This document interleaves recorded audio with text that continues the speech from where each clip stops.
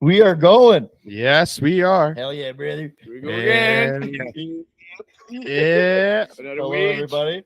Yeah. Welcome to another rendition of Kicks from the Sticks podcast. Episode number 93. Episode number 93, folks. We're getting up there.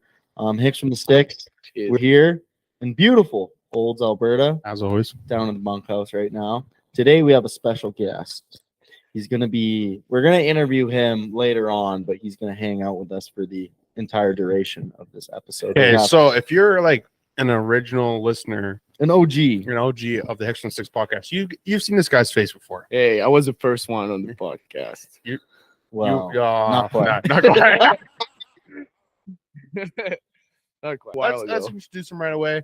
So this is Massimo. Everyone say hi. Hello, ladies and gentlemen. And of course, Especially ladies. so yeah, no, Massimo's been around the podcast, but we decided to actually interview him this time because should we tell the honest reason why we're interviewing him We're now? going to interview Massimo now because we feel like our friendship is at the point now where we're comfortable enough to interview him. I was just gonna say his English is better now. Oh, yeah, that's the reason. Reason better. But yeah, no, we're interviewing him about what he does with his horse training and stuff like that, and a bit about his rodeo stuff too.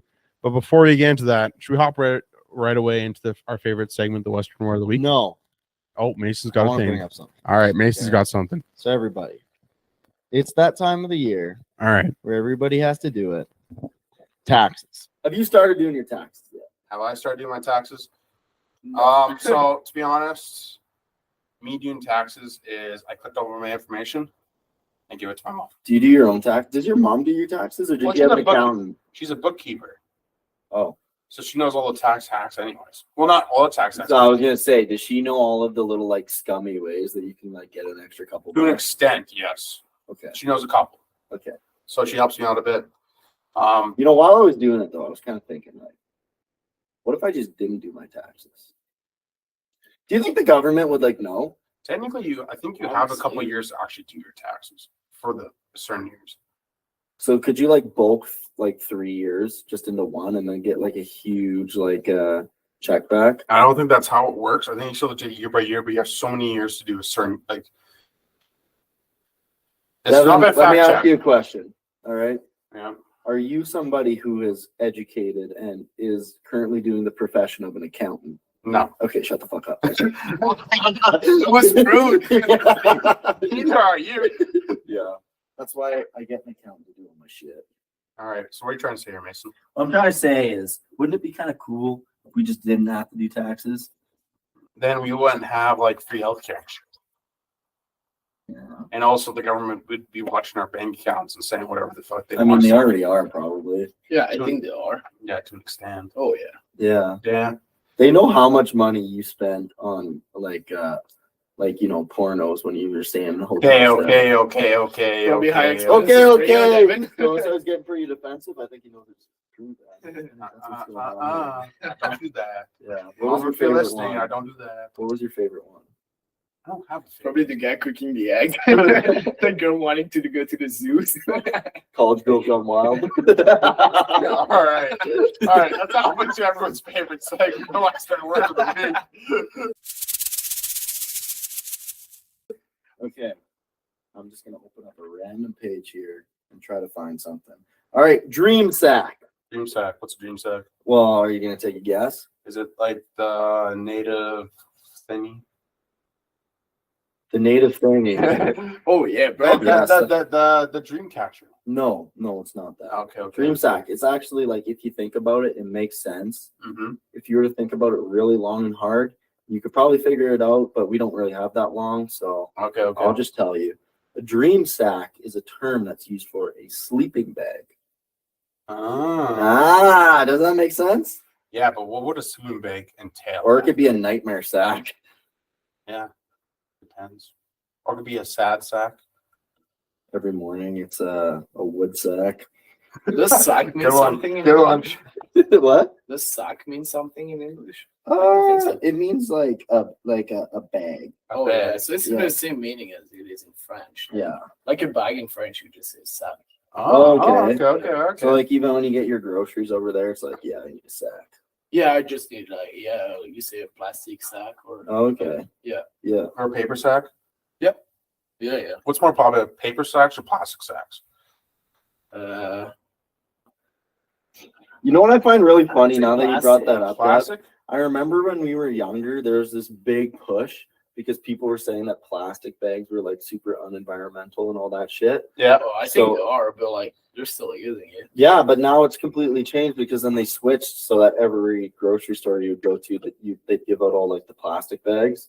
Yeah. And now it's switched back where like Sobeys and some Well, other I was places, really they say it's surprised. because they're actually like decomposable or whatever. Right? I was very surprised because in Belgium, actually, I think you got to pay for a bag when you go grocery. If you want bags you would have carry to your do that groceries, here, you got to too. pay for it. Yeah. Well, I know I've been in Sundry do my groceries, and they almost give me a plastic bag for every single items I bought.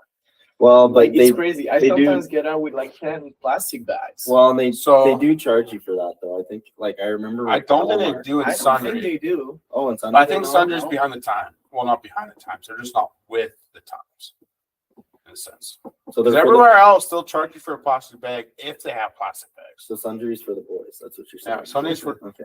Yeah, Frisian Bros is for the boys. Except they like overcharge the shit out of everything. Yeah, I think you're paying for the bags with everything else you're buying. You Yeah, want milk? Yeah. That would be $12, please. Yeah. yeah, actually. But Yeah. they give you a free plastic Yeah, bag. for the bag's free though. the bag's Think free about for that. the bottle. Kind of a So deal. you get- Kind of a deal if you think about it. Here's my one issue though, because like I'm pretty sure every household in North America was using those plastic bags for like garbage bags. Oh, 100%. They were completely reusable. they were using. Yeah. But you probably get a lot of folks out there as well that would just, throw them into a ditch or whatever, and then they were probably becoming a problem. I don't know. Maybe the Yeah. turtles were dying. I don't know. I don't know. I have a question though.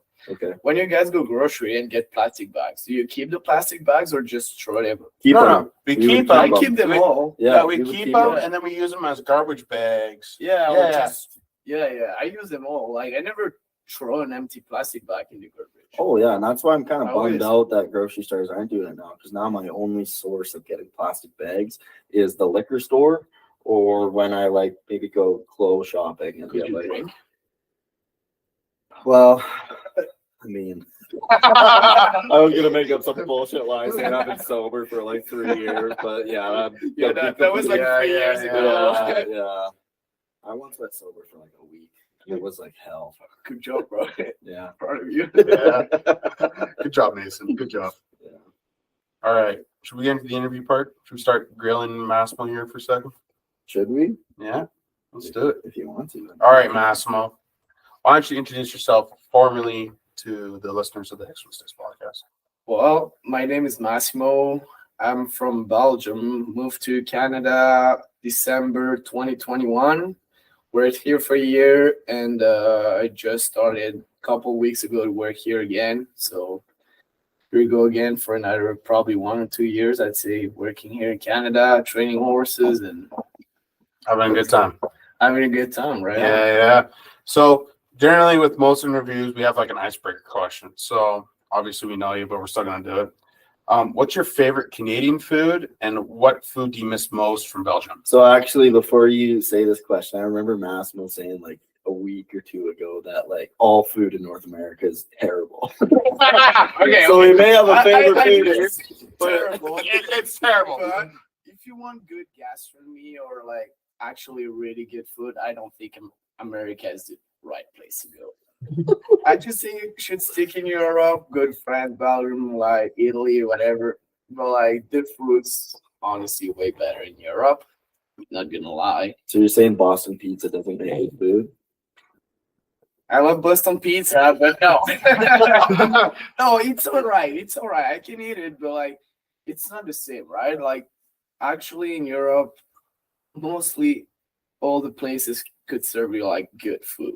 Like Mhm. actual good food with good ingredients and like a good chef, or like food is just better to me, like in general. Mm-hmm. But there's actually some really nice places where you can eat here. Is all the like, pasta over there made in house, or do they like also have some like pre-made pasta? Oh, there's some in the pre-made restaurant? pasta for sure. But like, if you actually go to Italy and go to those like nice restaurants or whatever, like it's actually fresh pasta, and you can eat some Like, I'm pretty sure you guys never tried that, like some really nice pasta, homemade pasta. I don't know if I've ever had. Like, I've never fresh had homemade pasta. Well, you can't even have pasta. So, There's gluten-free pasta. yeah. That Is is- there in Italy? My mom had a restaurant and she was making gluten-free pasta. So like, I know Like she was homemade selling gluten-free pasta? homemade gluten-free pasta, 100%. So next time Oh, she yeah. comes, I should ask for homemade Oh, you gluten-free pasta. you should. Yeah. Yeah, I know she was selling some because, like, yeah. My ex-girlfriend's mom was buying some all the time, and that's how I know it. But like, just they sell The it. ex-girlfriend's mom. Yeah. Deb, you don't have to make it weird. Man. Come on, Deb. My bad. All right. So, but still, what's your favorite Canadian food so far? It's a tough question. Probably McDonald's. I'm just kidding. Go. McDonald's orange smoothie. It's a tough question, actually, but. Wait. So then, what was your favorite dish to eat in Europe? Then were you a big like Pizza guy. ravioli guy? A ratatouille. Well, it depends. Like in Belgium, you got all those fast foods with all like different kind of meat that you can eat, like burgers or frikandel or all that stuff. Frikandel? Yeah. So all that, like, What's frikandel? Yeah, what's freaking down? it's kind of like a big sausage. You don't really want to know what's made of. It's pretty good. So it's pretty much like hot dogs over here, like No, it's you different. just eat them and you just don't think about what you're actually. Yeah. eating. Exactly. Yeah, you go there. What's an asshole? Enjoy your food. Like 100%, you're gonna like it, but like don't ask questions. Like Yes. don't ask what's in. Yeah. That's the only thing. Yeah. But no, there's actually quite a few things I like in Canada. Like I would say burgers are pretty good. Like if you want to go with a safe pick, I'd probably go with like a chicken burger or like fries with gravy or whatever. Like So if that's you're, pretty good here. because like the one thing that like in the States more than Canada for sure, but I would say North America, if you're thinking about like the signature dish, it's the burger, right? Like Yeah, that's yeah. kind of what they're The known burgers and the for. fries. So like when you, and I'm not talking about McDonald's here obviously, but if you go to like an actual restaurant, like a sit down restaurant, and you order a burger, are the burgers better here than they are over in Europe? Because I would No. imagine you guys probably like don't really have that many burgers on the menu over there, or do you? We don't really have that many burgers. Yeah. But like depends where you're going, to be honest. But like honestly, if I go in a good restaurant in Belgium or Italy or whatever, I don't think I'll go with a burger. Yeah. Which I think if I do here, I'd probably go with a burger. Yeah. Just to have a safe pick and make sure I'll Yeah. you know. But just maybe that's because I'm a stranger and I don't really know here. Yeah. But yeah, I definitely would go with something else in Europe, probably. And also, I feel like, and I could be completely wrong with this, but I feel like pizza is probably more popular over here, probably eaten more often than it is over there as well, right? Like, well, pizza's like a staple over here, right? I'm just a terrible cooker, I'll be honest. Yeah, So I'm yeah, just cooking frozen pizza like every 2 days, probably. But like, I think it's probably not as big as it is here. Yeah. It depends. Well, obviously, if you're in Italy, it is. All right, I got 2 more food questions while we're on it. One, do they have craft dinner in Belgium? No, that's No, Canadian. they It's don't. Canadian. Yeah, Do that's. you like craft dinner? I do like it. It's just so easy to make that I made too many. So now I'm. So it gonna- goes craft dinner, pizza, craft dinner, pizza, craft dinner, pizza. Hey, bro, I ate some salad too. Yeah, bullshit. Yeah, right. You're not buying vegetables. What are you talking Yeah, I about? bought a tomato the other day. Just to put on your pizza. I'm not even sure that's a vegetable. That's a fruit. I think a it's fruit. technically a It's technically fruit, a but that's if you're one of those people who argues over if a tomato is a vegetable or a fruit, like you're a loser. Yeah, You think well, so? I think it's a fruit. But If that is your main like topic of discussion, well, like you're gonna give. figure out some better stuff to talk about. All right. Or talk about That was a some big tips or something conversation like for that. me when I was in high school. Every day at school, I was like, "Oh, it's tomato, fruit, or vegetable." Man, you guys are pretty lame, man. Well, you eat it most of the time as a vegetable, not as a fruit, right? Yeah, Yeah, look, you never go in the kitchen and just be like, "Oh, it's 4 p.m. Let's grab a tomato." yeah, but then why does it matter if it's a fruit or vegetable? You're just eating it. Well, Does to it me, matter? it's a vegetable, right? I'm in that same boat. I like to classify a tomato as a vegetable, but I guess the scientists determine that it's a fruit. Oh, yeah. Because I don't know. Do you know the reason why it's a Because fruit? it produces its own seeds and something about it growing. But I don't think it's like the plant composition also makes it a fruit for some reason. Okay. I don't know why you're looking at me, but Oh yeah, sorry. Well, you're the Anyways, expert. yeah. Devin, you're the expert here. Yeah, well. You're the tomato expert. Anyways, my second question is it true that French fries aren't actually French? They're Belgian? I'm probably gonna get some enemy if you got people from France listening, but I'm pretty sure fries are from Belgium. Like Remember- the best fries ever, good Belgium. Okay. Yeah, but you guys speak French there, so technically it doesn't really matter. What do you Right. mean? Well, what if the Because guy, they're still right. they're still French If you- fries if then, you go- because you're speaking French. No, we Belgian. Like never tell a Belgian guy that he's French. He's not. Okay. We're Belgian. Okay, It's okay, different. okay, Like it's okay. two different opposite things. is it the same thing as a Quebec guy's not French either? He's not French. He's Quebecois. Quebecois. Yeah. Well, remember when Donald Trump was trying to rename French fries to Freedom Fries? It would have been Yeah, sick, they should man. have stuck with that. Yeah, let me get an order of some Freedom Fries. Sick. Because when you guys order fries here, do you just say fries or do you usually say French fries? Just fries. Just fries. Just fries, right? Yeah. And But it used to be like everyone used to call it French fries. I think, yeah, they used to for sure. Mhm, But I mhm. think it just kind of everybody just is like, all right, fries. And it used to be, well, now I find that there's so many different variations of fries. You gotta say waffle fries, sweet potato fries. So, what kind of establishments are you going to, Dev, where there is the variation? Because I would say most of the time where I'm going, if I say fries, they're just giving me regular fries. I think you got to specify if you actually want something else than Yeah. basic Yeah, fries. fair enough, So if fair you want enough. potato fries, like you gotta ask, like Well, fries aren't potato, but like Yeah. if you want fries, sweet potato fries. I think that's pretty No, nice. yeah. I would give it a sweet potato. Yeah, fry. yeah, sweet. That's definitely what you I forgot the sweet. All right, awesome. Just some yams. All right, let's move into the meat and potatoes here. So, as you said before, you're training horses up here in Canada. How did you get into horse training? Like, is there a lot of horses out in Europe? Like, how does that work? Well, it's honestly getting bigger. It's getting bigger for sure. So I honestly just started riding because my dad always been into horses, and so he left for the States for probably 4 or 5 years, I think, and he worked in the States as well. And Was he also working as a horse trainer? When yeah, was he in the was a States? horse trainer in the Okay. States, and then you have to leave because it's really tough for us for visa, all that stuff. But like, he went back to Belgium, whatever, and always been into horses, always loved horses. And he was also, when I was way younger, he was still working into horses. So like, I just got into it because of my dad, obviously, and started riding with him. I rode English for a while, did some dressage, jumping, whatever, till I was 7 or 8 years old. And then I really started, one day we had a roping clinic, and then that day just started riding Western and got into it and just never got out of there. So, did your dad also ride English when he was in the States, or was he riding Western? No, he was training Western. He was Western. yeah, So, was he? training, What was reining. which part of Western was he training? Reining trainer? Reining Yeah, training. yeah. Okay. Okay. So, Yeah, he always why tried to- did you ride English?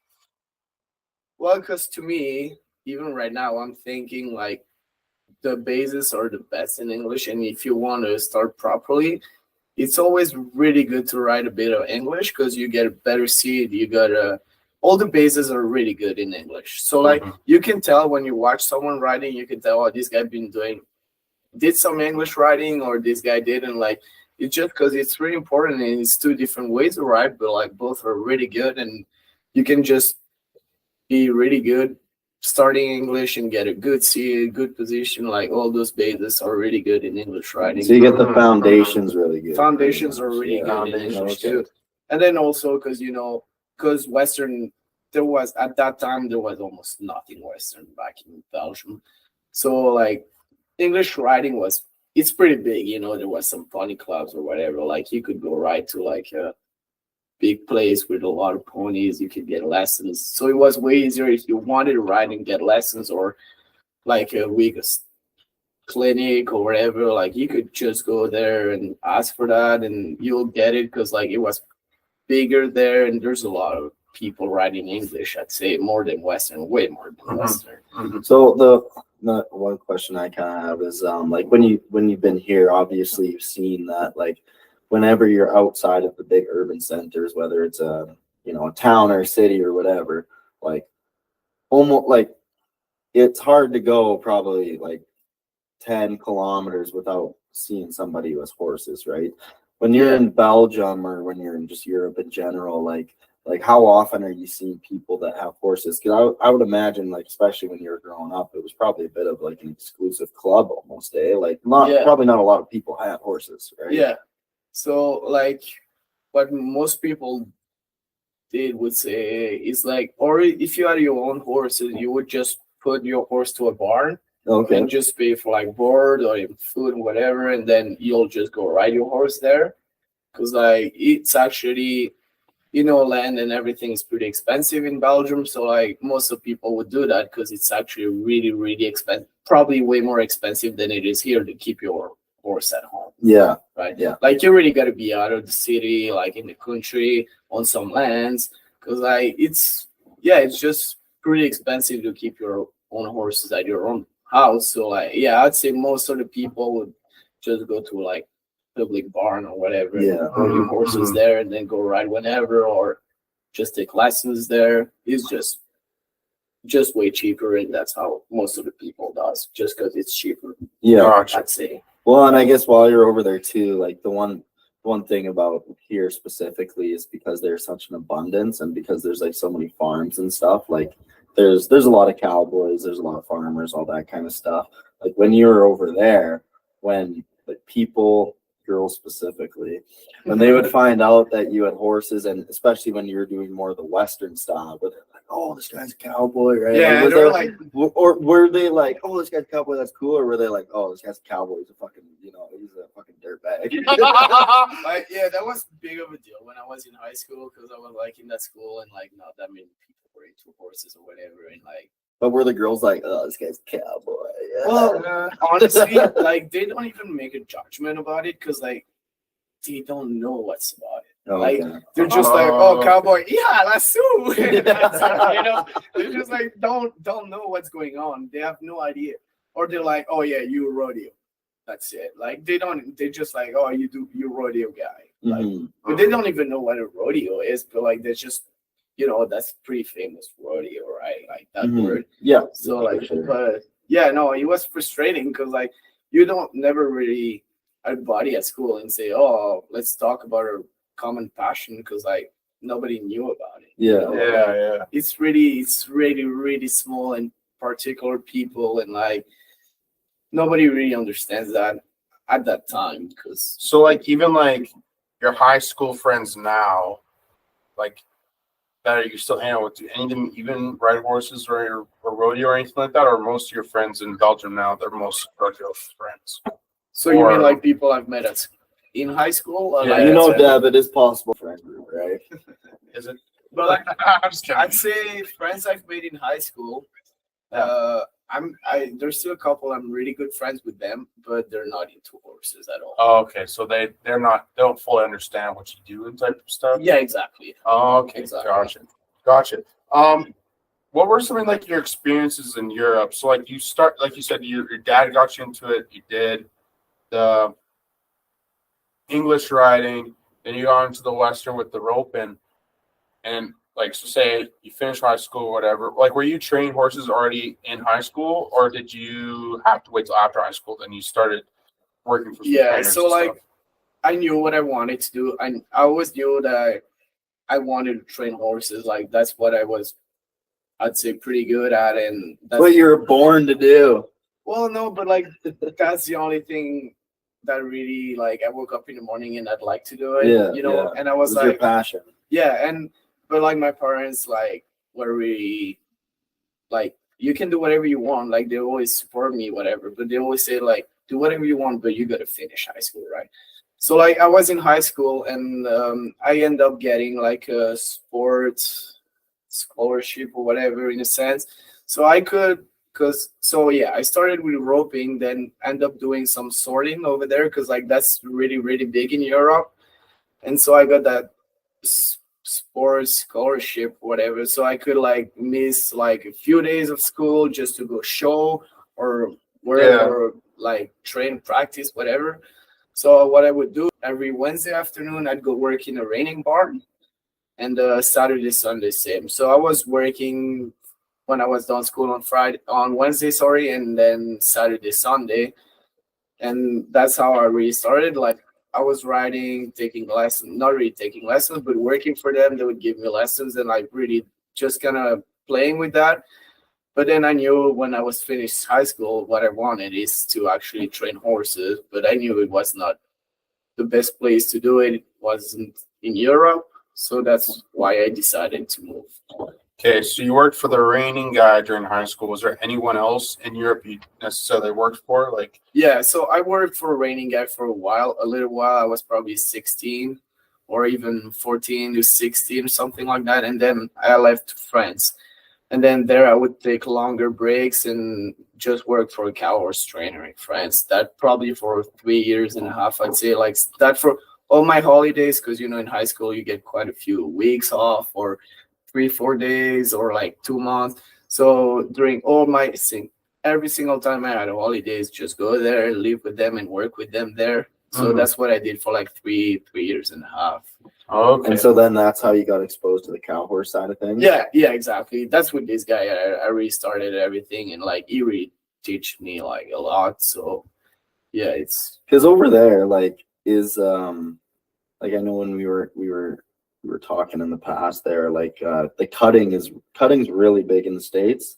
Yeah. And so is reining as well. And then cow horse kind of like takes a third back seat almost in a sense. almost in a sense. When you're over there in Europe, like, is it kind of the same deal, or is like reining number one over there? In regards to the Western side of it. I'd say reining is pretty big. Yeah, I'd say reining is big. Then like you go in Belgium, there's no cow horse shows. There's no cow horse at all in Belgium. Nothing. In cutting as well, or No cutting. no either. cutting? It's just No reining. cutting, just Then cutting, maybe quite a few places like France or Germany, Italy. It's but like in Belgium, nothing. So you really have to leave Belgium if you want to work in those things. But yeah, like I'd say reining's the bigger. Then probably. Yeah, then obviously English riding, like jumping, dressage, whatever. But like in really Western riding, then there's reining. Then I'd say sorting is getting pretty big right now. Like French sorting is pretty big. Like there's a lot of people doing it.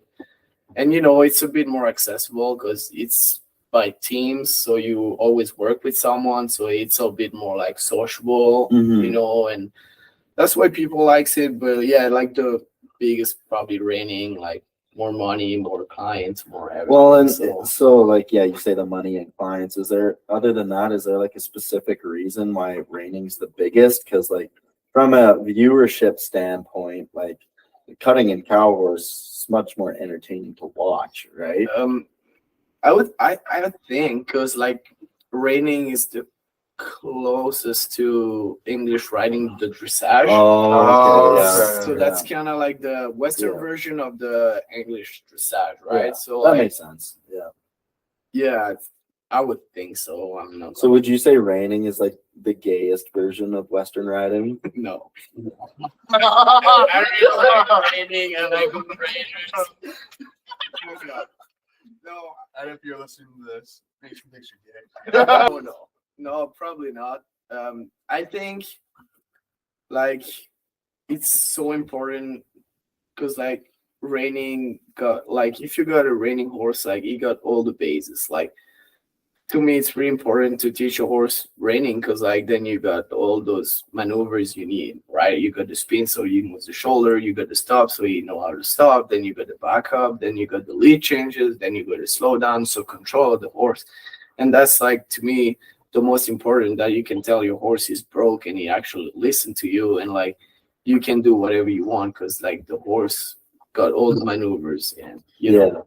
No, that makes sense. Like to me, reining is one of the most important, and start a horse like raining bases all day. Like just put those raining bases in. Mhm.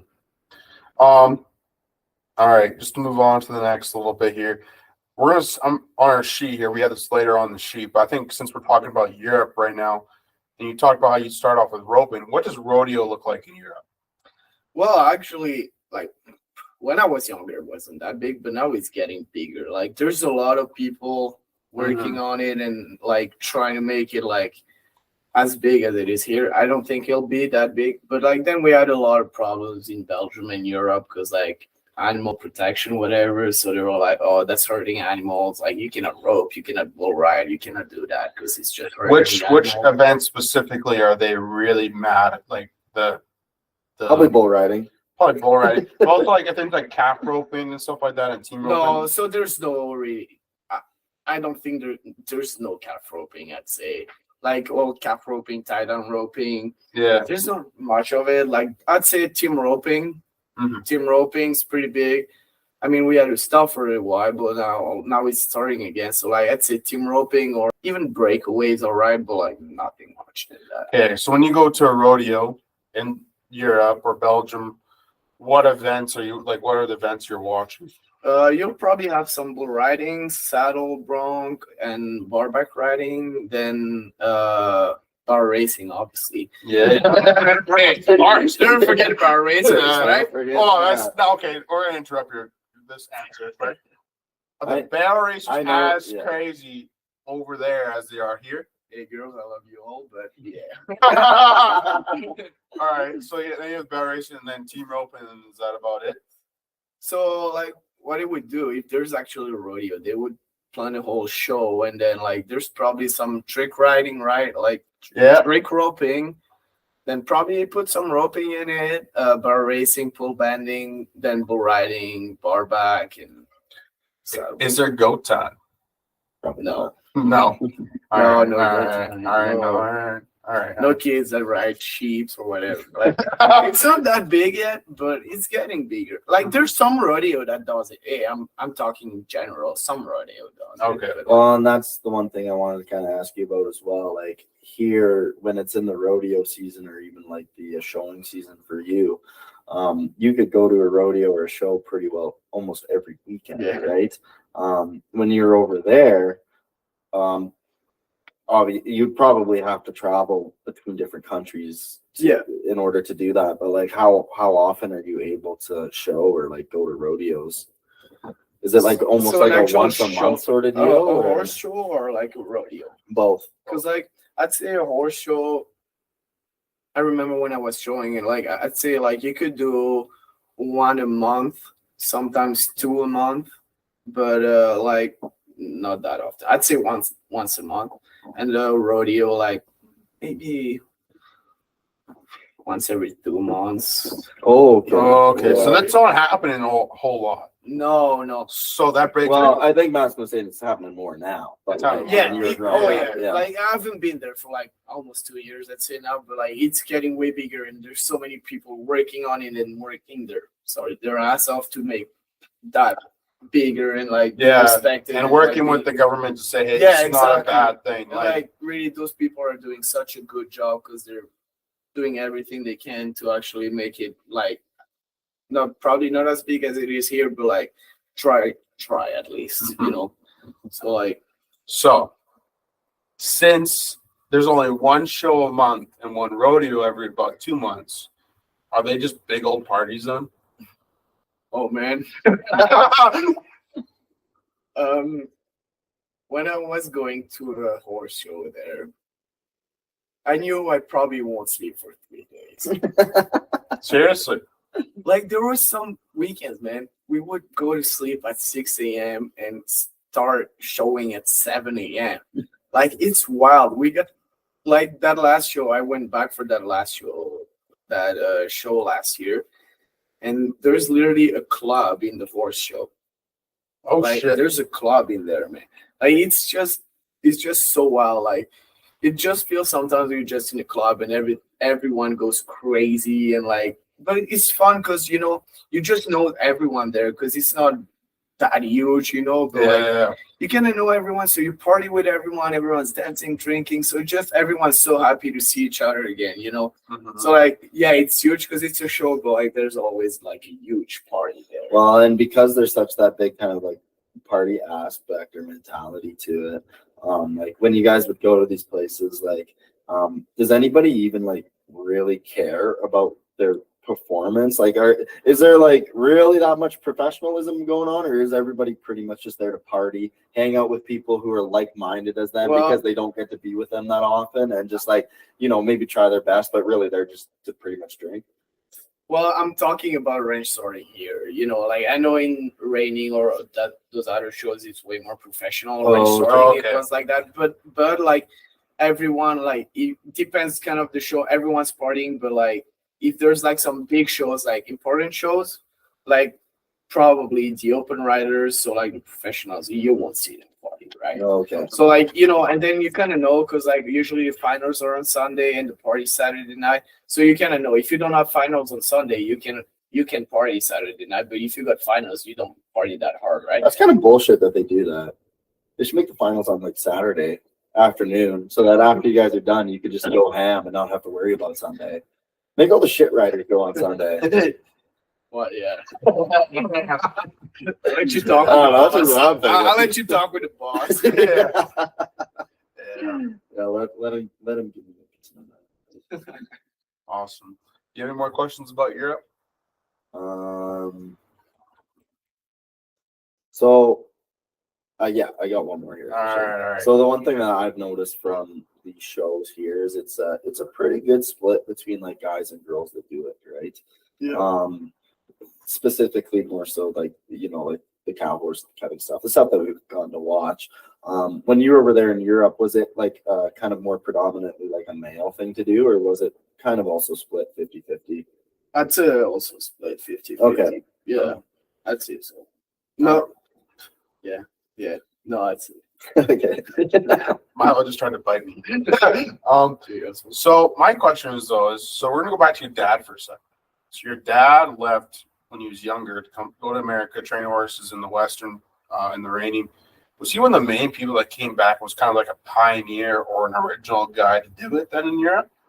Like, probably not a pioneer, but yeah, was he one of like kind of like the first bigger role models kind of in the industry? Or was he kind of quiet and stuff and didn't really? He was really quiet. Like my dad's really modest, you know, like he'll never be like the one that makes decision, and like even if he knows a lot, like he'll never show that he knows a lot. Like he'll just say he was. So even from like a coaching standpoint, like he would obviously coach you with certain things, but he wouldn't coach other people. When he came back to Belgium at that time, like he was recognized as an Eritrea trainer, so like reining, like national reining trainer, so like pretty good statue, and like he was giving some lessons and everything. But then my dad at one point kind of got out of all that horse business, so he did not even participate about all that stuff, but he kind of teaching me everything. So I feel like that's, you know, so yeah. Well, also shout out to Mr. Garlanda, because he's a freaking good roper too. Yeah, remember when he was roping with us at 1 a.m. a couple drinks in? Shit, he was good. Yeah, he was trying to coach me the one night. I was probably the worst student he's ever had. Roping is all your life. Like you can go in his bed, wake him up at 4 a.m. He'll be saying, "Bro, we go rope." He'll be like, "Oh yeah, I'm down." I could tell he was probably starting to get a little frustrated with me. It was so bad. Well, he's like, "What the fuck are you doing?" He probably felt really good because he probably thought coming here, oh, all those Canadian guys are going to be really good. And then he saw you guys and he felt so good because he was like, "Fuck, me from Belgium, I'm so much better than that." True. Yeah, true. Yeah. Awesome. All right. So you're in Europe. You've been training in France for about 3 years. How did you get into Canada? Wait, I got one more question. All right. That. Does your mom like deal with the horses at all too, or is that just you and your dad? No, my mom, like, she likes horses, but from the house. Fair enough. Likes to watch them at the window. Say hi. Just wave. Yeah, they just scratch their nose once in a while. Yeah, no. But like, I gotta say, like, big hug to my mom. Like she always came to all my shows, support me all the time, and like she always been there. And even if she don't ride or if she's not into horses, she always been there and support us and know the rules and knows everything. So always been there. So Shout out Mrs. Garlanda. Sure, Mrs. Garlanda. All right. How'd you get into Canada? Did you get in here? Like, did you have to sneak across the border or did you fly over? So He came in on a boat. He gave me the package. actually on a boat, then I did a camion, then a train. he was twinging on one of the top of the grain carts. Yeah, it was all in on. Oh, that seems like a good spot to get off at. And I had to swim for probably 2 days in a row. Jeez. Yeah. Good cardio. All right. That's why I got this body now. So in shape. Got Michael Phelps over here. So, how does one from Belgium get into North America? So that's all started like kind of at the end of COVID, but still in COVID. And I wanted to leave for the States. Mm-hmm. It's actually really, really, really tough for us European to get a visa for the States if you don't actually know someone there that wants to hire you, give you like all the whatever. So it was tough for me. It's impossible, I said, during COVID. So I decided, I found this like holiday work visa for Canada. So I decided to go to Canada because it's still way bigger than Europe, close to the States. So like always good opportunity. So I just write a resume and send it to quite a few people and try to find a place where I could work for like basically it was a year in Canada. So yeah. And then you ended up in Bergen, Alberta. I ended up in Bergen, Alberta by finding I'd say bar TT like Lorraine online, and then I just texted her and she said, well, just come over, see how it goes and just try. And then like to be honest, I really moved to Canada, but didn't know anyone. Like, it's not like even I had a friend or something living like somewhere. Like, I didn't know anyone, didn't know anything. Like, never been here before. It was a big risk because it was a big risk, and my English wasn't that good. And I'm like, okay, I'm young, I gotta do it. Like, my dad really pushed me. He was like, you gotta do it, you gotta do it. And I was like, I don't know that, I don't know. But then I listened to him, I did it. Good that I did it. But yeah, it's a big step. And then I moved here, I tried, and then it worked out pretty good. So I ended up just staying for the year and working there. And now you're back. And now I'm back again. Now you're back. You did, and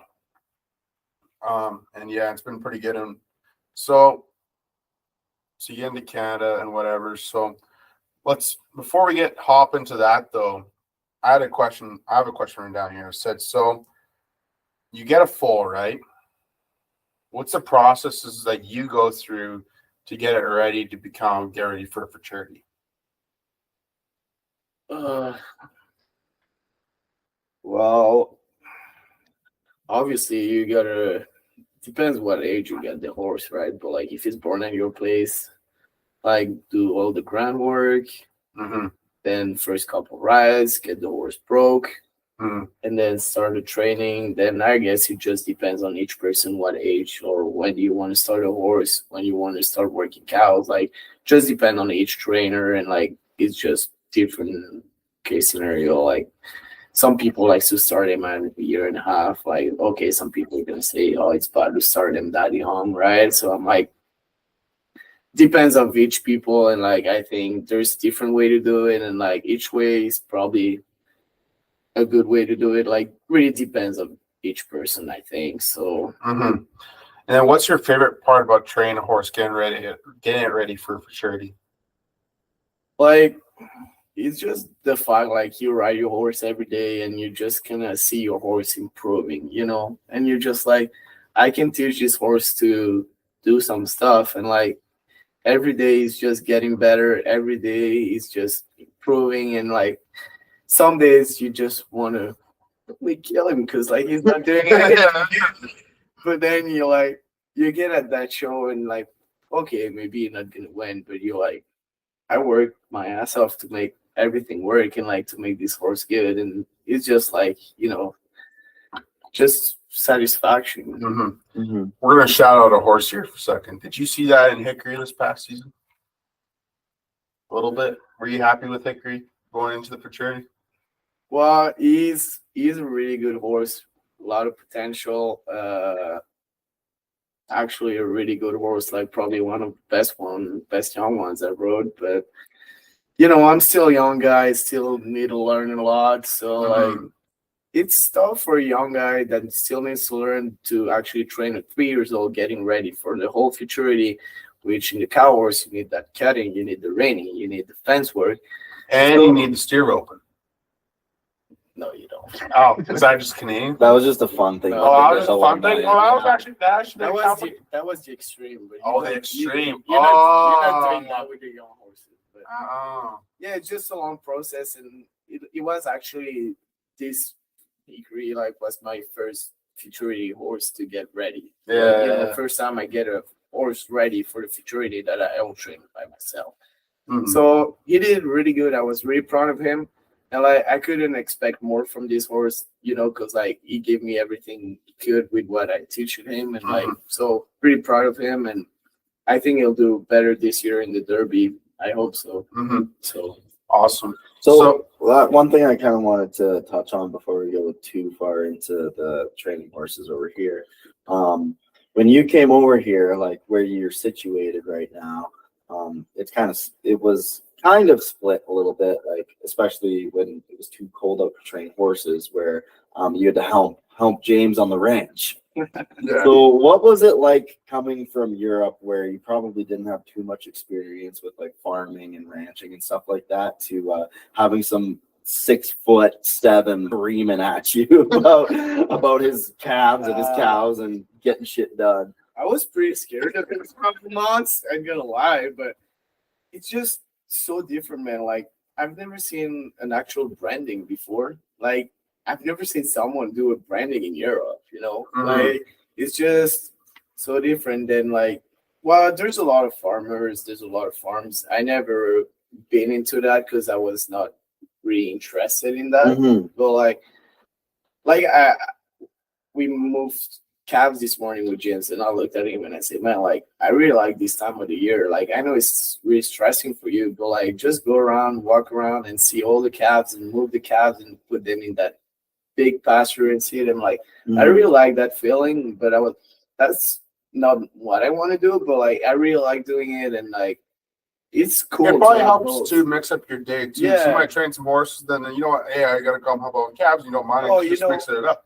Jim's teaching me a lot with cows and position, how to move them, and how to feel, how to work with cows, and that also helped me a lot with my horses, because then I could ride, and all those little tricks he gave me, not everything, but part of it helped me out, because it's good things that you can use for what I'm doing as well. So to me it's never a bad thing to do it, and it always gives you just better. Just helps you to get better in the sense. Well, and I guess over there too, you said it wasn't really any of your interest to help out with any the farming stuff over there, because you're just focused on the horses, right?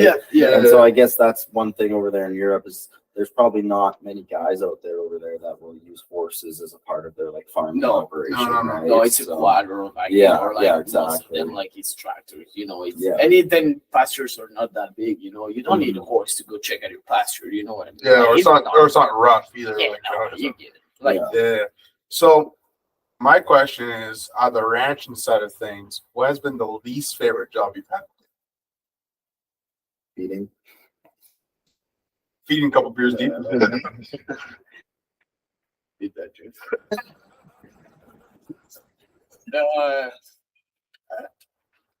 I don't know. Or you get all the good jobs. Did you ever have to help him pull a cow? Yeah, I did last year. I don't really like that job. It's really, really stressful, because you kind of fighting for life in a sense, and it's on my cow. Even if I'm helping out, it's on my cow, and then I'll feel really bad if actually something happens to the cow or the calf. And then James was like, "Go get the chains." And man, I've never run so fast in my entire life. He told me go get the chains. I didn't know where the chains were. When I started running, I was like, "I fucking go get those chains," and just came back with chains. I was like, "Okay, what am I doing now?" It was like, "Take your sweater off. We're gonna put our hands there." I honestly didn't ask questions, just started on going, and I was like, okay. And like, yeah, he was alive. The cat was alive. And like, we were both doing well. It was like tough job actually. Like, we took a good 25 to 30 minutes to pull him out, and but we made it, and he's doing good. Sounds good. That's awesome. Yeah, it's a nice feeling when you see him on the ground and like he's doing good, the mom's doing good, but like the whole process, man, that's so stressful. It is. Yeah. What was it like roping in a branding pen? Because that's probably something that you've never done before. I've never. You got the opportunity to, because I think it was good old Bevy. She let you borrow her horse and rope in the branding pen for a bit. How was that? So I used to team rope. Like I never really done it that way, but I used to team rope. So I know how to rope, right? But like she actually told me get in there and like didn't explain me anything. And she was just like, oh, I'll catch that babe calf and pull him out of there. And I was like, okay, I'll try my best. And then probably the luck that I probably catch the first one. Wow, probably lucky. But then I realized that like the swing and like everything was not the same. And like it's not because you know how to rope that you know how to rope that way. And like it's all different techniques and different way to do it. So I was like, yeah, kind of frustrated when I missed like for the 5th time. I was like, well, I feel like it's more of a patience game as well. You gotta be patient. You gotta kind of lay it there, watch them walk through it, then tug it, right? So it's nice when you got 100 cats in the pen. Then you just throw your rope, and most of the time you catch. But then when there's 20, like man, like you're just running everywhere, and like, you just it doesn't help too when Kenny and Jody are catching out of them every time. Yeah, that's a pressure. Then when you miss good old Kenny, it's like it's not a big deal. Shut up. I know. It's funny. Awesome. Very nice. Awesome. All right. So we were talking about earlier how you trained up Hickory to go to fraternity, which obviously in Canada for the main circuit up in Alberta is in September or October. Yeah. But how was the show season this past summer? Did you enjoy yourself in Canada with the show season? Yeah. What were some highlights that you had? I really, honestly, really enjoyed myself. Like, I've just met nice people and welcoming people. Like, and what I really like is, I'm a young guy, so I used to go to the shows, and those people's just coming to me and be like, "Oh, maybe you should do it that way," and just trying to help you out. And they're not like, "Oh, he's another trainer. I cannot help this guy." They're not trying to gatekeep. They're like, just trying to help me out. And like, I've just like never been to a show and was like, I didn't like this show. Like I just enjoyed it all the time. And like, I know because it's my passion and like that's what I like to do. But like just to me, like be like, oh, I'm gonna go to a show this weekend. I just like it, Yeah. Like, my buddies were coming to most of the shows, so it was pretty fun, Yeah. Before we get maybe into that part, what were some of those people that maybe you could shout out that helped you at the Canadian shows quite a bit? Like the names? Yeah, why not? Give them a quick shout out, Well, there's a lot of people that helped me out, and like most of the trainers, like I probably cannot tell all the names, but like most of the people, I'll go to all the shows, and like they'll always help me out. And like there's Jeff, there's Clint, there's Dan, there's all those guys, there's Matt, like all those guys will help me out. It was almost like just everybody, in a sense. Yeah, like maybe not help me out, but like just be super nice to me, ask me where I'm from and like what am I doing, and like just being super nice, welcoming, and be like, it's not like, oh, we don't know this guy, we ain't gonna talk to him. It's just like, oh, we don't know this guy, let's go introduce ourselves. And like even like I'd say the best guys here in Canada, like I've had the chance to talk to them, and like they're actually like had to introduce themselves and like had a conversation with them, like John and Clint and all those guys, like. And it's cool because like even the big guys, like you can actually go talk to them and they're like, oh, I don't feel like shit and I cannot ride because like I can still go talk to them and have a conversation and all that stuff. So like that's pretty awesome. Mm-hmm. Like, that's cool. I'm also having a brain fart too, but quick shout out to someone we haven't seen. We only saw once throughout the whole circuit. Having a brain fart, but we met her in Okotoks. That one old lady? The old lady in Okotoks. Remember her name? Oh no. I wasn't there. Yeah, well, she was really nice. She was really nice. Yeah, Yeah. But anyways, she'll recognize herself. yeah. And me on Snapchat. What was like your favorite highlight from the Canadian show season?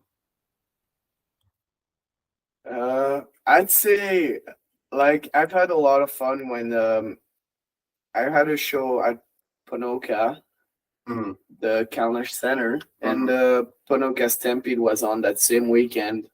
So I think Mason came out that weekend and we just It was a partied fun together. night. Yeah. That was a fun night. We had a lot of fun, and the show was a really nice show. But also on Saturday night, we had the chance to go watch a rodeo and party at the rodeo. But I'd say probably another one that was a lot of fun is the last final show, The fraternity? the Futurity, and I've had That was also Extreme- in Ponoka, right? Yeah, Yeah, also it in was. Ponoka, yeah, Yeah. still in Ponoka, and then my buddy, well, you guys, Mason and Devin, came out on Friday, and just having good time with all the people I like over there, and like just being there for 5 days and just living the life, like just showing horses, riding, and just having a good time. So yeah, it was. Mm-hmm. Mason, we haven't said anything yet, but I think we're talking with an open ranch cutting NA or Northern Alberta champion, are we? Oh, Yeah. we are. We Yeah, we are. should have shouted that Yeah, out. You we wearing the should. buckle? Yeah. I'm not wearing Open, it right open now. ranch cutting. Open ranch cutting, yeah. There I you go. scored at the end of the year. Yeah, look at that. Yeah, We should have said that right off the bat, but Mhm. awesome. not All right. a deal, All right, so we're looking into the future here. What's one show, American or Canadian, probably more so American, that you would like to go to? Oh, okay.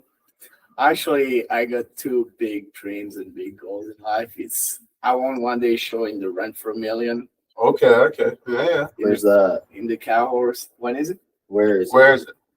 Well, it depends. Like the qualifiers are right now. There's one in Vegas. There's one. Oh, so Yeah. they change the location every year? Well, no, the qualifiers are different Yeah, locations. yeah, Where's the so main? you Where's gotta- the final show? You got to qualify, and then the final show. I don't even know where it is this year. And that's in Cow Horse? There's raining and cow horse. Yeah, Oh, they. okay. I mean, the raining started in 2019, I think, and then last year they added the cow horse in it. Oh, okay. So that'd be, but like the world's greatest horseman. I Mhm. went to Fort Worth in February and watched that show, and like that'd be like, I think That'd be a big deal. That'd be that'd pretty be a big sweet. deal. Wanted to go and like one day show there and try to make the finals, and that'd be a pretty good deal. Yeah, because I would imagine probably more of like the high ticket items are probably in the States because that's where it Oh, is. yeah. But Yeah. is there also somewhere in your kind of list of places that would be that you want to do it at, or at least cross it off someday, saying that you did it? Is Stampede as well? I'd like. Like Well, the cutting of the Stampede. they used to have the cow horse at the Stampede. They don't anymore, but I got the chance to show a nice cutting horse this year and couple. But I'd like try and qualify for the Calgary Stampede. Because in Canada, that would be probably like That's probably the top tier. it event. maybe it wouldn't necessarily maybe be like the biggest money. Top Or is it the big money, one? yeah, it might be Might be. well, it wouldn't. Yeah, it would be the biggest event like for biggest event. Yeah, for yeah, name just- wise, yeah, right? yeah, Like yeah. you Oh, know, yeah. it's a Stampede. Yeah, Right? yeah. Like, and everyone knows about it. yeah. Right. Yeah. So like 100% in Canada, like get to the Calgary Stampede, and that'd be like awesome. Yeah. And hopefully, touching wood, but hopefully it's doable this year. So Yeah, it'd be pretty I mean, you sweet. got a good couple of cutting horses coming up. yeah. So, So like hopefully make everything works and like do the job right, and mhm, might have a chance this year. So. mhm. To be honest, so I forgot about this part for a second. We need to step back for a second. You were training in Arizona for the past 3 months. Yeah. How was that? Well, it was really nice. Like, obviously, nicer weather than it is here. Oh, yeah. Really nice. I've been lucky because I went work in Arizona. One of my good friends from a long time. Was working there like an hour away from me. Spent time there and like got the opportunity to actually work my horses with some good trainers and with some experienced guys. So that was really nice. Got a nice place to work my horses. Got some nice cows. I actually did a show there. Oh, you did? Yep. Where? It was Queen Creek. Quinn Creek. Yeah. So Okay. like south of Scotland, I think. And yeah, I've been there for like another 5 days. Got some 2-3 horses to show there. So that was a lot of fun too. Fun time, like nice people as well. And yeah, won the limited open bridle on Saturday. So that was great. Not a big deal. Not a big deal. Yeah. Yeah. There we go. Awesome. And of course, the road trips with us was too bad. The 2 road trips, getting down there and getting back home. I feel like going down there was better than coming back up. There was less piss jug area. And I don't know, board time was about the same. I honestly could not have expected a better, funnier drive. Like, just driving, like, doesn't matter if you're driving for 36 or 46 hours. If you're driving with your 2 good buddies, like, it's going to be a good time, good shit, and just like, so, like, I thank you guys for coming, and like, it was really nice. So, like, yeah, no, 100%, and that made the trip even funnier. So, yeah. Especially Latino night and what was it? Cash? No. Cedar City. Cedar City. Yeah, you weren't even close. In Cedar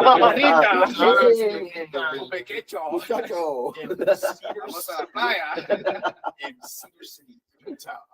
Yeah. And I mean, we probably could have cut off a few hours at the border, but it's okay. Next time. Yeah, Next let's time. not talk about that. No, now going forward, but yeah, we don't need to touch on that. We're in a good mood right now. Yeah. Awesome. All right, Mason. Before we get into the last kind of horse train questions, you got any more? So one thing I kind of wanted to ask for like everybody who's listening that who doesn't train horses, what does your typical day look like from the second you wake up to the second you go to bed training horses?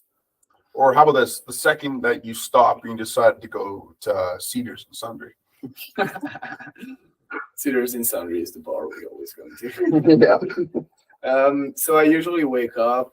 Take a piss. Yeah, take a piss. We got to do the what is it? The CCC. Yeah. That's it. Coffee. Coffee, cigarette, and cacao. Okay. Yeah, so it usually starts like that. I take a shower or two. There's no worries. I brush my teeth. No, I probably start feeding the horses. Feeding horses. Well, then depends. Like if I work by myself, but then saddle horses. Just start riding my horses till noon. Probably get a break. Go for lunch, whatever at noon. I'd like to feed hay at noon. So like while I'm eating lunch, just before eating lunch, I'll let them eat Give hay. them some lunch as well. Yeah, exactly. Yeah. So like get hay and then probably ride again in the afternoon, train some horses. I like to start my day with working like maybe the youngest horses, so like 1 or 2 years old till 3. Then probably I keep my better horses for the end of the day, take it a bit more chill. And like I know there's some horses I gotta spend more time on them. Then there's some days I know, on this day I'm going to work on the flag. So that's going to take me probably 15 to 30 minutes on one horse. Or if one day I got to work on my lead changes or my reining, that's probably going to take me 45 to an hour. So like it kind of depends. Like you got a program and you know what horse is going to take you longer. You know what you're going to work on which horse. And like some horses, you know, it's different when I train those horses for the shows, and then some horses just for selling or just for ranching, depends. But I say most of the time, then I'd like to work 1 or 2 days on the flag and then try to get at least 1 day working on cows if I gotta show those horses. But like most of the time, like it's just riding horses. How many do you find that you're training per day? Well, last summer I was 8 or 9 horses a day. Mm-hmm.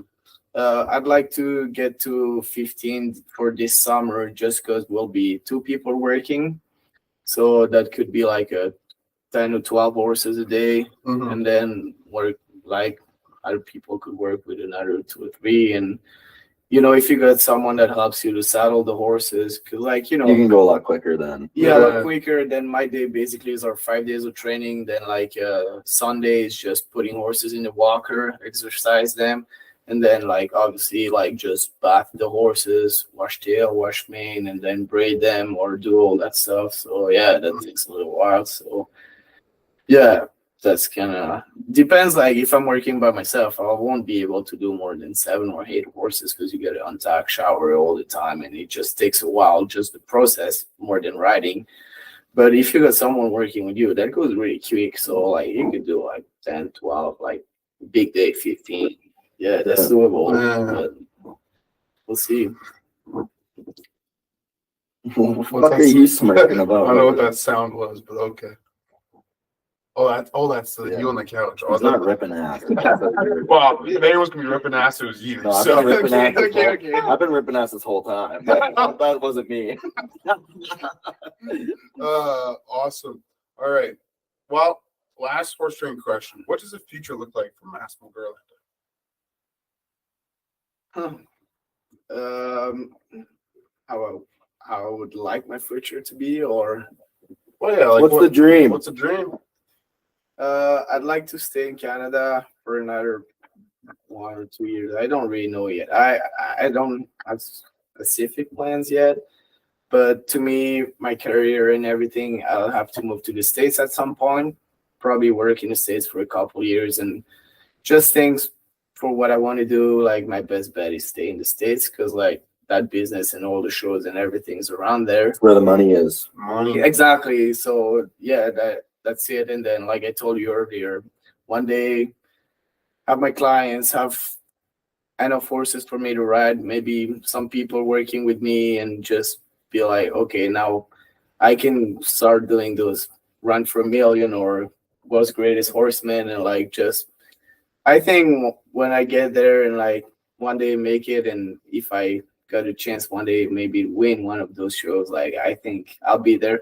But like I think my goal would be like one day be $1 million rider, not just for the money, but just because it's a cap. Like I was in Texas like in February, and watching that show, I was in Fort Worth in the arena, and there was like on the floor like all those posters hanging, All the banners. all the Yeah. banners, and like there was that rider's name, and then $1 million rider, like this other rider, $3 million riders.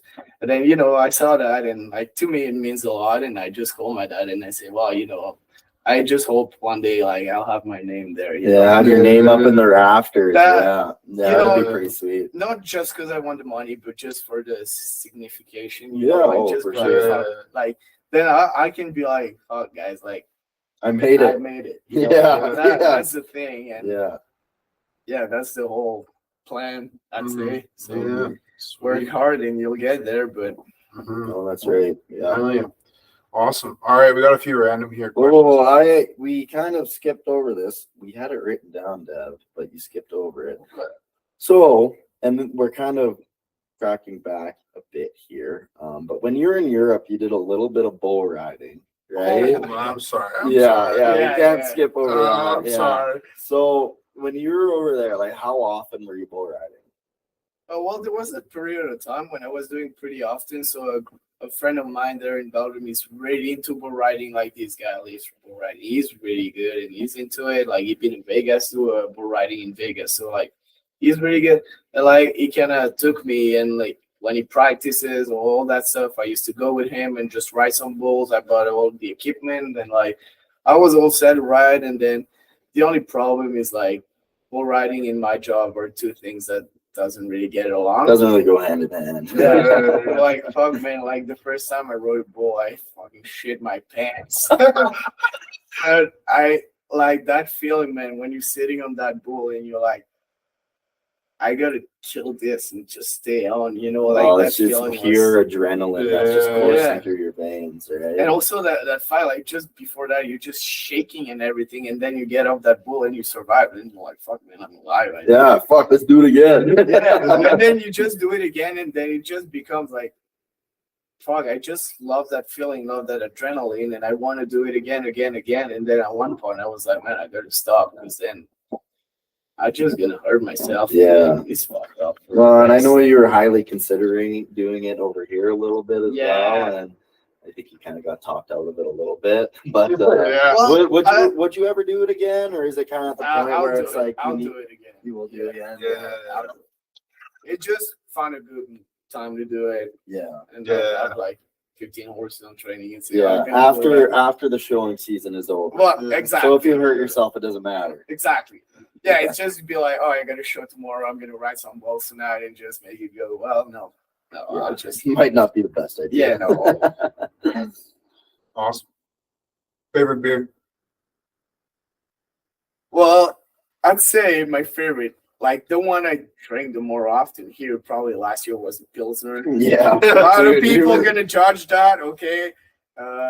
That's all because of James. James goes on the Pilsner wagon. Right? Yeah. Then right now, like if I go to the bar, I'll probably go Budweiser, Bud Light, like those pretty. If you're sitting down at like a nice dinner though, and you're choosing to have a beer, not wine, because I know you like your wine as well. But let's say you're going to a restaurant, you know, and have like a, what would be your go-to beer in that case? Because I know you like Corona as well. Yeah. But it's still Bud Light, Budweiser. Yeah, probably. Yeah, you can't go wrong with that. Yeah, no, just because I'm really specific. Like, I don't like darker beers. Yeah. You know, I like blonde beers, like light, but not too light. You know, so I kind of go. I like to go with the ones I know I like. You know. Mm-hmm. But then when we go and just try all different kind of beers, like it's a small one, I'll try them. But I'd like to go like with the specific beer. I know I like this one, and I'll just go with that one. And yeah, just so. Well, what was your favorite like Belgium or like European beer then? Oh, so when I party with my buddies, like we used to always buy like Jupiler. Jupiler? Yeah. What was that? Beer. Yeah, bro, it's a beer. No, Is it kind of like the Budweiser and yeah.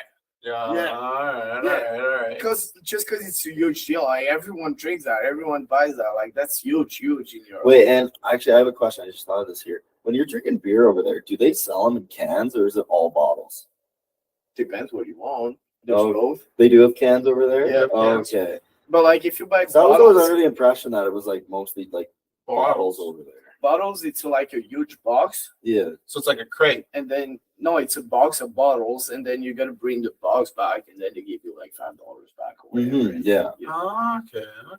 Well, definitely. Like with all the empties, right? Yeah. So like the box with all the empties, and then they give you some money on discount on the other box you can buy. So like that was pretty cool. I think my buddies and I like probably had $10, and then we had one for free. Yeah, exactly, right? So we were super happy to have one for free, knowing that we spent $2,000 for the other two, and we're like, whatever. we don't think about it. You're young, you know. You're just happy to have a free one. Doesn't matter. Well, what's the legal drinking age? Yeah, that was my question. 16. Oh, 16. Yeah. Now, what's more expensive, beer in Canada or beer in Belgium? Well, it's tough, man, because you gotta do conversions to like dollar. Yeah. Well, what's a beer in Europe or in Belgium?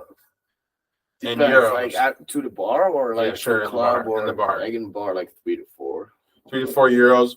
So it's about the same. Probably, yeah. That probably. It's about $6 in Canada. $5 or $6 in Canada. Yeah, so it's about the same. So there's not really a big difference. Yeah, but the beer's probably way better. Whatever. that answered that question. Was what's better, Canada or Belgium? Oh, Belgium! All day long. But I mean, also the vodka Red Bulls are pretty good sometimes. Oh, yeah. But that's when my mood is in the club, you know. I'd be like, I gotta stay awake, you know, party a little bit, dance, show some dance moves. I know for you and me, when you see us drinking vodka Red Bulls at the bar, we're fucking hammered. You know the night's gonna be long when you start with vodka Red Bull. Yeah, like it's gonna be a long night. And we're probably gonna make complete fools of ourselves, but you know what? We don't care because we're drunk. Right. I think I remember even like Ranch was like, I think we brought this up on the podcast way back when in the summer. But I think Ranch was like, you two just kept on hammering the vodka Red Bulls. Oh, all day. All Yeah. night. All night. Like you probably had, I think like the recommended limit for Red Bull is 2, and you guys probably had like 6 Red Bulls. Yeah, in like 2 probably hours. should have had a heart attack. Yeah, that's probably why we felt like shit after the McDonald's. Like our heart was finally That's slowing probably down. why we were so sweaty, dancing Yeah. everywhere, like nonstop. Yeah. Like we're crazy. No, Yeah, but we were I think bouncing like off the walls. you guys also like I really like spice rum and coke. Yes. I'd mostly go with the spice rum and coke. Like if it's a little party, a bit more chill. The vodka like- Red Bull only comes out when you're looking to just go wild. Yeah, when I want to go out Yeah, and be but like, oh, rum I and gotta coke. go dance and gotta, let's talk some bar racer. You gotta build up that liquid courage. Right on, yeah. Right on. Get some Red Bull into you. Yeah, That makes you- yeah. Get the juices flowing. a little Right. bit. But yeah. All right. Hockey. Ah, Have you picked it up yet? Have you played it like at all? Because I know you guys have Can you the even skate? pond. so grass hockey. That's actually a good question. Did James ever put you on skates? I this past don't winter? skate. I'm not Oh. really an ice guy, I chill out, have some beers, and watch. It's like fishing. It's like me and Massimo going fishing. We don't really fish. We just sit in the boat. we just sit in the boat and drink beer. It's yeah. the same thing. No, but James and I were like shit talking to you guys so hard that whole time we went fishing. We were like, okay, we're fucking fishing. Like, you gotta be quiet or else you gotta be quiet when you're fishing, right? And you guys were on the other side of the pond, just fucking like screaming pretty much. Shotgun, Screaming. James and I were taking it serious. So you don't skate. Yeah. I don't skate, but hockey is pretty big in Europe. Like, It is, yeah. man, like grass though. What? Yeah, field hockey's pretty big over there. If Field you hockey. go into like, Man, I know- everyone plays that. Everyone, like you just go. Is it dudes and girls that both play field hockey? yes, Yeah, it's kind of the big deal, like you'd be like, oh, I play hockey, so like everyone's like, oh, he's a girl. Which is funny. Which is I funny. know ice hockey's really big in like Sweden, but Sweden, Yeah. Finland, Czech. I'm just Yeah. talking about Belgium because like kind of my high school buddies and stuff like that was a big deal. I keep So wait, playing they play hockey? Yeah, yeah.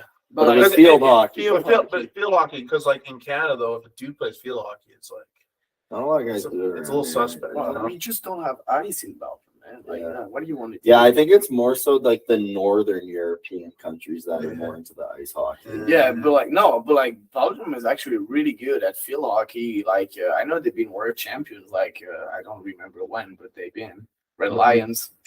Like, Red Lions, that's their Red team Lions, name. yeah. Okay. All right.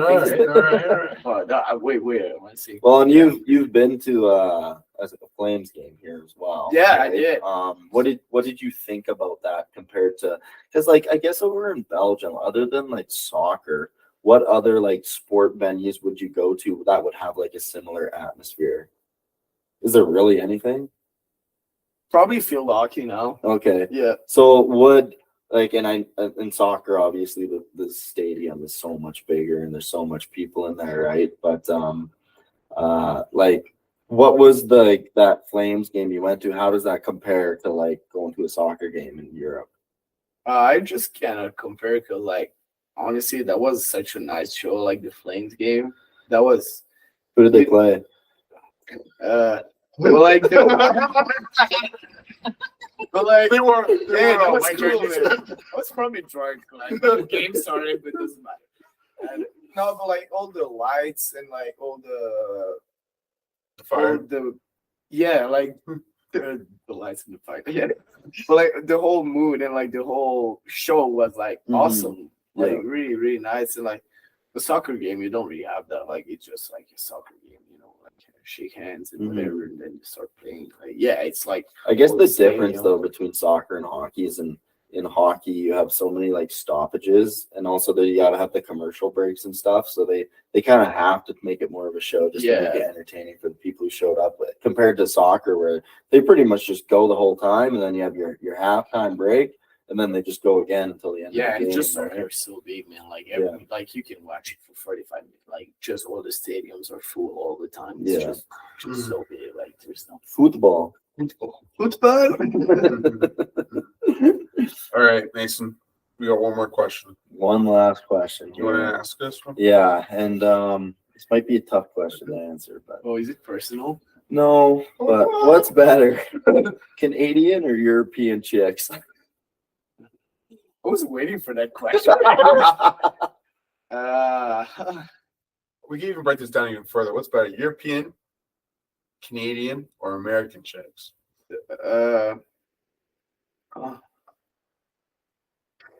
I feel like it's probably on a girl by girl basis. Yeah, we should go with that answer. Like, Listen. there's some nice European. They're pretty nice. But there's some really nice one in Canada. Cheers to all you girls.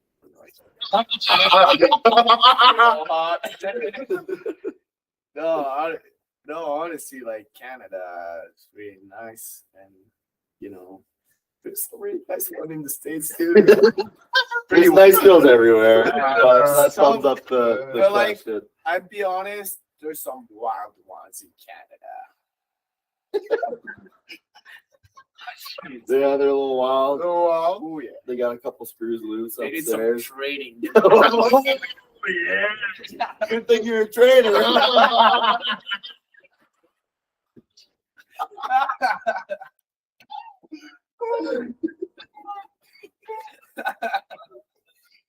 Okay. All right, I think we should cut it here. All right. Cut it off. That's a good way to end up the podcast here, Massimo. Thank you. Love you all guys. Thank you again for coming on here. Thank This you, isn't guys. the first time you've been on, but it's nice to do a formal Yeah, actual making us a little interview this time. Do you want to shout out Do you have any socials any you want to show? socials, or maybe you want to give all the girls your Snapchat or something? Yeah, so girls, follow me on Instagram, then slide in my DMs, and I'll give you my Snapchat. So it's just Massimo Garlanda. Go Massimo Garlanda. And I guess if anybody's looking to potentially watch any of the cow horse or any of that stuff this summer, I'm sure there's probably like a website It's online. the Northern Alberta Cow Horse Association, right? Well, there's like a lot of different association I show with. So like mostly just follow me on Instagram, and I'll put like everything on. Usually I put on my stories and everything when I'm going to a show, and so like everyone can kind of watch and be aware of what's happening at the show. So Yeah. just because there's a different association, there's a cutting, there's a cow horse, Yeah. there's two different cow horse associations. So like there's a lot going on. But, Yeah. No, sounds good. Awesome. Well, thanks again for coming on Oh, here, thank you, Massimo. guys. And yeah, what do we figure? Are we cutting it here, Dad? Yeah, let's cut it here. I think that's a good way to end it. So Perfect. All right. Well, thanks everybody for listening. follow us on our socials, Yeah. Instagram. Go give Massimo a follow, and then go give us a follow. And if you're a girl, DM Massimo. Well, No. if you're hot chick. Anyways, let's wrap it up here. Yeah, follow us on our socials. And anyways, tell a friend. Tell that friend to tell a friend. Have a good night, y'all. Yep. Have a good All right.